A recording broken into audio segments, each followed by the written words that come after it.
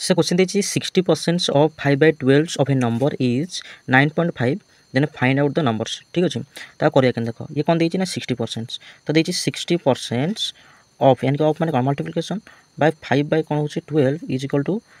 यानी कि गोटे नंबर इज इक्वल टू देखिए के 9.5 से कही कौन 60% ऑफ 5/12 ऑफ ए नंबर मनकर मुझे गोटे नंबर को भाविले 100% परसेंटेज हिसाब से कौन हम नंबर 100% हम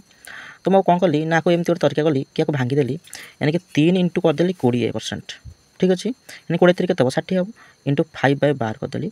तो ये मुझे कवर करदेली यानी कि 3 काटा हम के 3 चौ 12 यानी कि बराबर करदेली 95 इंटू 9.5 करदेली ठीक अच्छे ये होगा 20 50 100 यानी कि 100% मूल्य होगा तो 4 हर गोटे गुणा हम यानी कि 9.5 को आम कौन कर 4 मल्टीप्लाई करा यानी 4 5 20 यानी कि 9 36 पर 37 38 यानी